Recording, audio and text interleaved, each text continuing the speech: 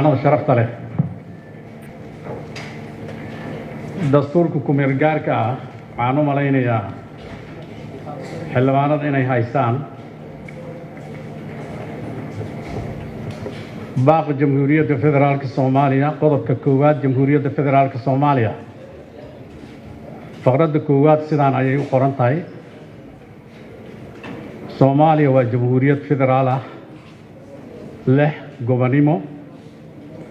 dimuqraadi ah oo ku dhisan matalaadda dadweynaha loo dhan yahay oo ku salaysan nidaamka axsaabta badan iyo cadaalad bulshadeed nidaam axsaab ayay ku dhisan tahay jamhuuriyadda federaalka Soomaaliya sida aad la socotaan in muddo ah Soomaaliya waxay ku soo jirtay wax la yiraahdo doorasho dadban iyadoo qodobkan uu qoran yahay dastuurka ku-meel gaarka waxaa la ansixiyay si ku-meel gaar ah 2012 hadda waxaan maraynaa 2020 waxaan filayaa dad badan tusaale u soo qaateen ama waa dareemi karnaa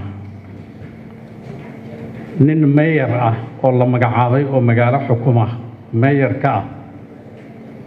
iyo mayor la soo doortay oo gobolka ama degmada markaasi soo dooratay tirada soo dooratay oo shacabka soo doortay 2 milyan ay yihiin midna qof uu magacaabay waxaan filayaa ninka la magacaabay kaliya wuxuu daacad u noqonaa ninkii magacaabay laakiin ninka degmadaasi ay dooratay ama gobernatorahaasi mayorka la doortay oo 2 milyan ay dooratay wuxuu ka shaqeynayaa sida adeeg bulshada uu horumarin lahaa oo barito xisbigiisa asagaba markay isu soo sharxaan uu heli lahaa haddana muddo kale oo bulshadaasi u shaqeeyo waddankan amni la heli maayo ilaa doorasho toosa ka dhacda waad dareemi kartaan hadda waqtiga ugu dambeeyay 2016 odayaashii ergada iyo xildhibaanada kala shaqeynaya guddiyada doorashooyinka inta la wacay ayaa waxaa la yidhi dembi baad gasheen waana lidinka cafiyey doorasho dadban haddaan aadno waxaa la filan karay dhammaantiin waa dareemi kartaan qodobka kale ugu muhiimsan waxaasi oo dhan ka muhiimsan xilliga doorashada dadban 2016 la aaday waddankan sharci doorasho ma lahayn waddanka hadda wuxuu leeyahay sharci doorasho oo baarlamaanka ansixiyay madaxweynaha uu saxiixay meel ay ku qoran tahay doorasho dadban in la aaday ma jirto qodobka kale oo aan rabno in aan isxasuusino haykal dawladeed dhisan baarlamaanka waa golihii sharci dejinta ama baarlamaanka waa sharci dejin qodobka 47 ayaa xaq u siinaya marxaladda hadda la marayo inaan anaga dhamaystirno wixii shuruuc ah oo doorashada lagu aadi lahaa ee isteedya iskama laha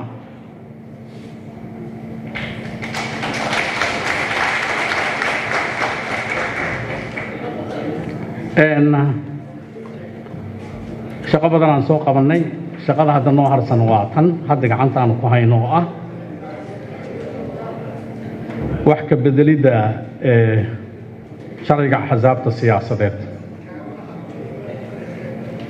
hal qodob aan rabaa inaan ku daro waxaa laga yaabaa dadka qaarkood inay leeyihiin degmooyinkii iyo gobollada Soomaaliya lagama codayn karo runaan idin sheegaa maanta waxaan idin sheegayaa magaalada Muqdisho haddii la yiraahdo shacabkeeda doorashaa dhacaysa xiise weynay u qabaan doorashaa dhacaysa in la yiraahdo tirada meel yani dadka codaynaya waa lala yaabi doonaa waxaan rabnaa marka